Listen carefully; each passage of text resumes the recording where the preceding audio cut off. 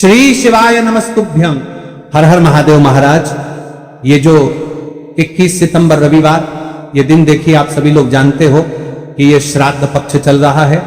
और ये जो 21 सितंबर रविवार के दिन इस पवित्र भाद्रपद महीने की श्राद्ध पक्ष की सर्वपित्र अमावस्या पड़ रही है। और ये अमावस्या कोई अमावस्या नहीं है, ये पितरों की अंतिम अमावस्या। और जैसा कि आप सभी को पता है, ये साल में केवल एक बार ही आती है।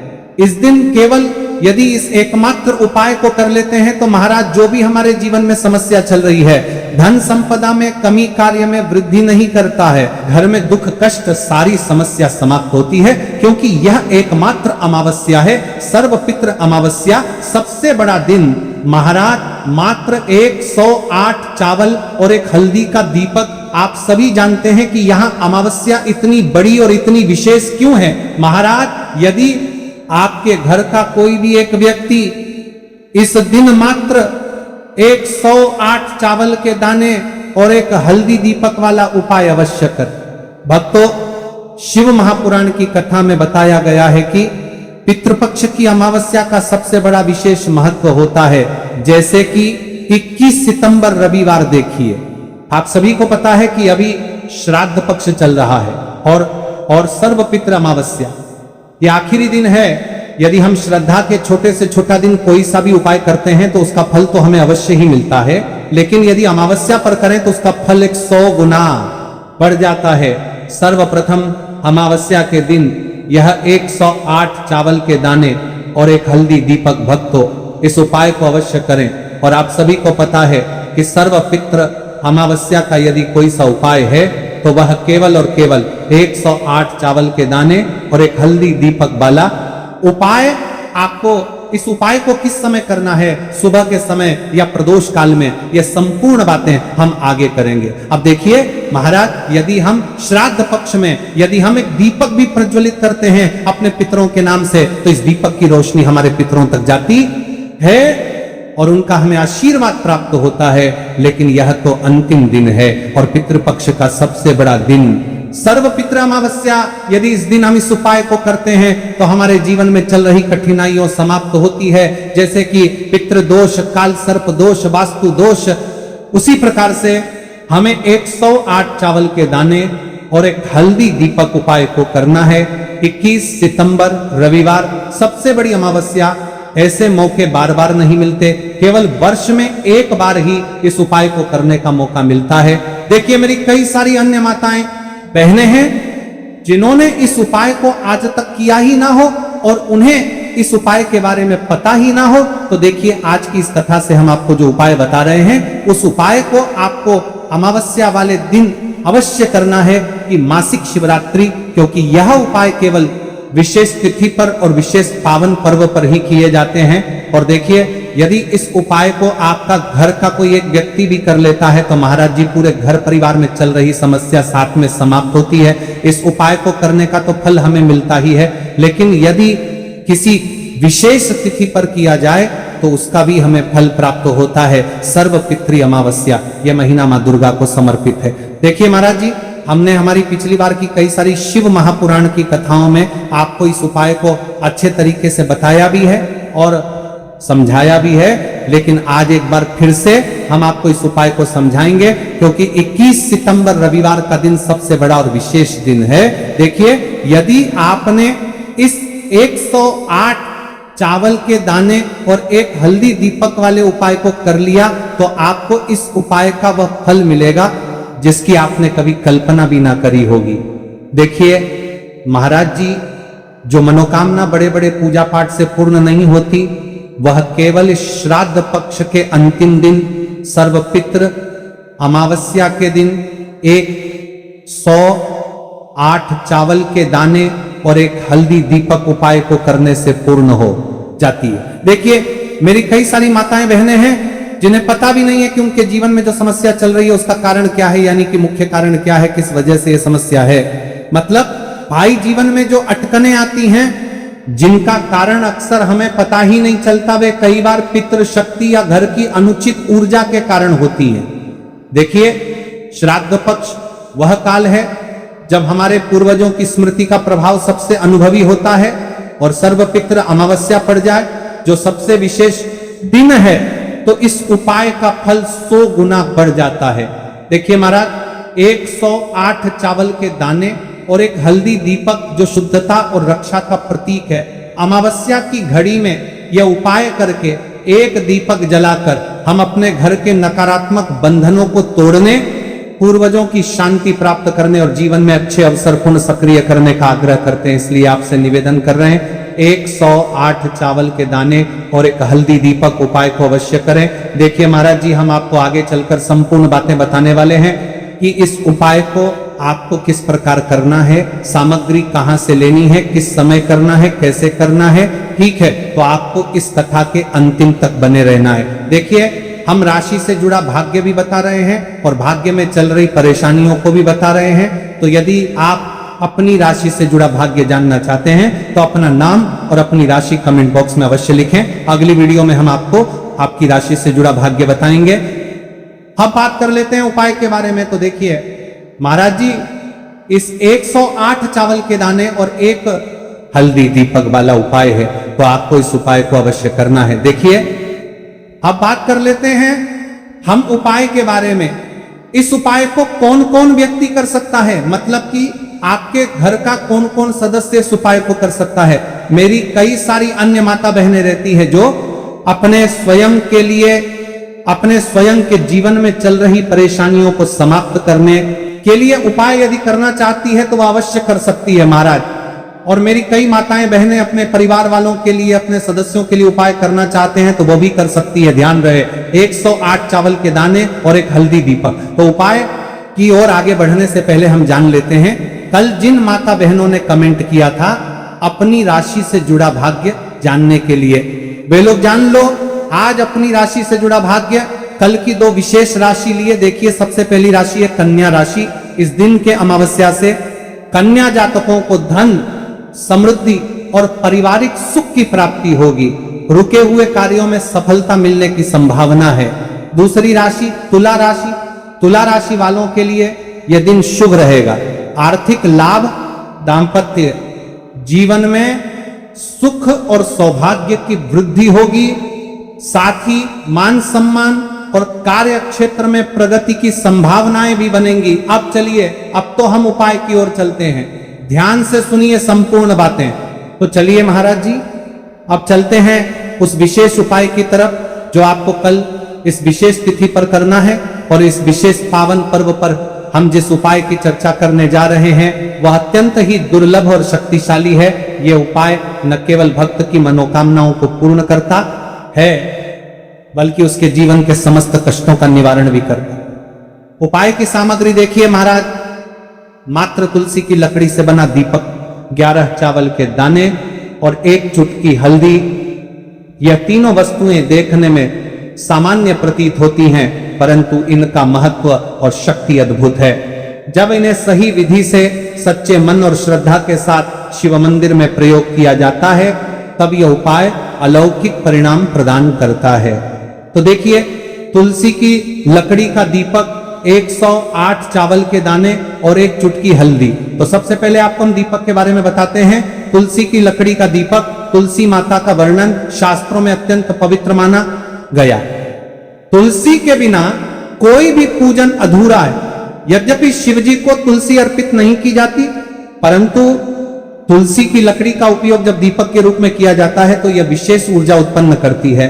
देखिए महाराज जी, अब हम बात कर लेते हैं सबसे पहले उपाय के बारे में। तो देखिए, तुलसी की लकड़ी का दीपक, 108 चावल के दाने और 1 चुटकी हल्दी। तो सबसे पहले आपको हम दीपक के बारे में बताते हैं। तुलसी की लकड़ी का दीपक, तुलसी माता का वर्णन शास्त्रों में अत्यंत पवित्र माना गया है। तुलसी के बिना कोई भी पूजन अधूरा है। यद्यपि शिवजी को तुलसी अर्पित नहीं की जाती, परंतु तुलसी की लकड़ी का उपयोग जब दीपक के रूप में किया जाता है तो यह विशेष ऊर्जा उत्पन्न करती। यह दीपक भक्त की मनोकामना पूरी करने में सहायक होता है। अब देखिए महाराज जी, 108 चावल के दाने का महत्व जानिए। चावल शुद्धता और समर्पण का प्रतीक है। हर दाना अखंडता और पूर्णता का द्योतक है। 11 अंक स्वयं में शक्तिशाली है। यह एकता, और आध्यात्मिक जागृति का प्रतिनिधित्व करता है। जब 11 चावल शिवलिंग पर अर्पित किए जाते हैं तो ये 108 इंद्रियों का नियंत्रण और शुद्धिकरण करता है। मात्र एक चुटकी हल्दी, हल्दी मां भगवती का प्रिय है और यह सौभाग्य, आयुर्वेद और पवित्रता का प्रतीक है। शास्त्रों में कहा गया है कि जहां हल्दी का प्रयोग होता है वहां मां लक्ष्मी का वास होता है। इसलिए जब इस हल्दी का प्रयोग शिव मंदिर में किया जाता है तो यह शिव शक्ति और लक्ष्मी दोनों की कृपा प्रदान करता है।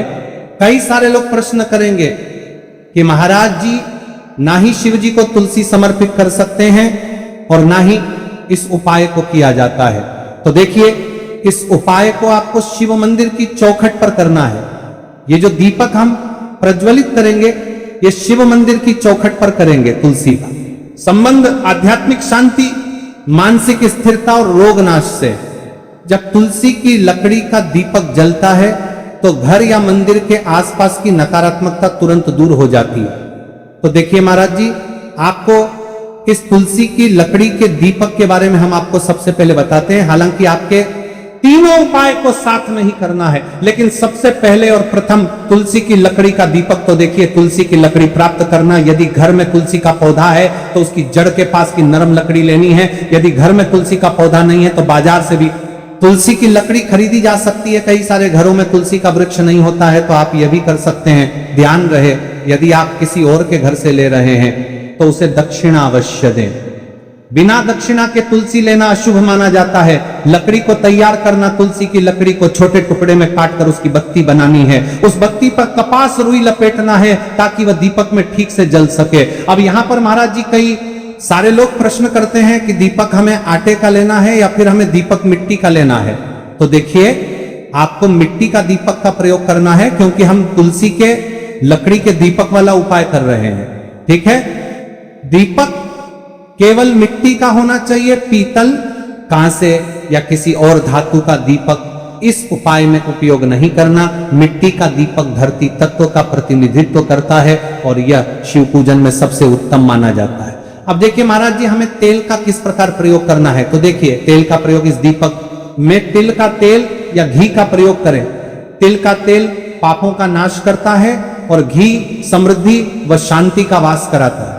अब कई सारे लोग प्रश्न करते हैं कि महाराज जी, आपने हमें ये तो बताया ही नहीं कि कितने दीपक का उपाय करना है, आखिर दीपक कितने बने हैं। तो देखिए, कितने दीपक जलाने चाहिए। यदि समस्या बहुत बड़ी है, जीवन में गहरा संकट है, तो 5 दीपक जलाने चाहिए। यदि सामान्य कामना है तो 1 दीपक भी पर्याप्त है। हर दीपक जलाते समय यह भावना रखें कि हे भोलेनाथ, यह दीपक मेरी अंधकारमय जीवन राह को प्रकाशमय करे। जेके महाराज जी, तुलसी के लकड़ी के दीपक वाला उपाय है, यह कोई साधारण उपाय नहीं है। तो आपको क्या क्या सावधानी बरतनी है। दीपक को शिवलिंग पर प्रत्यक्ष रूप से न रखें, इसे मंदिर की चौखट पर या बनाए गए स्वस्तिक पर रखें। दीपक जलाते समय मन में शुद्ध भाव होना चाहिए। दीपक बुझने के बाद उसकी राख को पवित्र स्थान पर ही विसर्जित करें। महाराज जी, जैसे ही तुलसी की लकड़ी का दीपक जलता है वैसे ही साधक को एक अलग ही शांति का अनुभव होता है। मन का तनाव समाप्त होता है। आंखें बंद करके जब दीपक की लौ के सामने बैठते हैं तो लगता है कि ये लौ सीधे आत्मा से संवाद कर रही है। ये लौ मानो भगवान शिव के आशीर्वाद का प्रतीक बन जाती है। अब देखिए महाराज जी, हम बात कर लेते हैं 108 चावल के दाने वाले उपाय के बारे में। ठीक है, 108 चावल का धार्मिक महत्व। महाराज जी, चावल अन्न केवल भोजन का साधन नहीं है, बल्कि इसे पूर्णता, शुद्धता और अखंडता का प्रतीक माना गया है। वेदों और पुराणों में अन्न को अन्न देवता कहा गया है। अन्नम ब्रह्मति व्यजानात्, ये उपनिषद का कथन है। अर्थात अन्न स्वयं ब्रह्म है। इसलिए जब भक्त शिव जी को चावल अर्पित करता है तो वह केवल एक दाना नहीं चढ़ाता, बल्कि अपनी आत्मा और जीवन का समर्पण करता है। अब सबसे महत्वपूर्ण प्रश्न उठता है कि 108 चावल ही क्यों शास्त्रों में कहा गया है कि मनुष्य के शरीर में 108 इंद्रियां होती हैं। जब भक्त 108 चावल के दाने शिव जी को अर्पित करता है तो वह अपनी 11 इंद्रियों को भगवान को समर्पित करता है, यह समर्पण साधक के भीतर शुद्धि और संयम लाता है। अब देखिए महाराज जी, चावला के दाने कहां से लेने हैं, कैसे लेने हैं, इस बात पर चर्चा कर लेते हैं, क्योंकि कई सारे लोगों को मन में यह भी प्रश्न रहता है। घर में रखे चावल का प्रयोग किया जा सकता है, चाहो तो दुकान से भी ले सकते हो। ध्यान रहे, चावल अखंड और शुद्ध होने चाहिए। टूटे हुए दाने अशुभ माने जाते हैं। 108 दानों को अलग करके एक छोटे डिब्बे या पुड़िया में सुरक्षित रखना है चावल अर्पण की विधि। अब सुनिए महाराज जी, 108 चावल के दानों का प्रयोग कैसे करना है। अब देखिए महाराज जी, जैसे ही आपके चावल के दाने आप एक पुड़िया में रख लेते हैं, अब आपको शिव मंदिर में जाकर के इस उपाय को करना है। तो देखिए, आप एकदम स्वच्छ जल से नाहट होकर के शिव मंदिर पहुंचे और आपको इस उपाय को करना है। तो देखिए, कई सारी मेरी अन्य माताएं बहनें रहती हैं जो शिव मंदिर में जाति से ही दूसरी अन्य माता बहनों से सामग्री मांगने लगते हैं, जैसे कि ओ जी अपने बेलपत्र लाए हो क्या, एक देना आज मैं लाना भूल गई, ओ जी थोड़े से फूल दे दो। तो देखिए, आपको शिव मंदिर में जाकर के ये नहीं करना है, आप सिर्फ अपनी सामग्री से उपाय कीजिए और घर आ जाइए। ठीक है, जब मंदिर जाएं, सबसे पहले शिवलिंग पर गंगा जल या शुद्ध जल चढ़ाएं, नमः शिवाय का जप करते हुए शिवलिंग का ध्यान करें। आप सबसे पहले एक चावल का दाना गणेश जी के स्थान पर अर्पित करें, क्योंकि गणेश जी बिना हर कार्य अधूरा है। इसके बाद शेष 107 दानों को एक एक करके शिवलिंग पर अर्पित करें।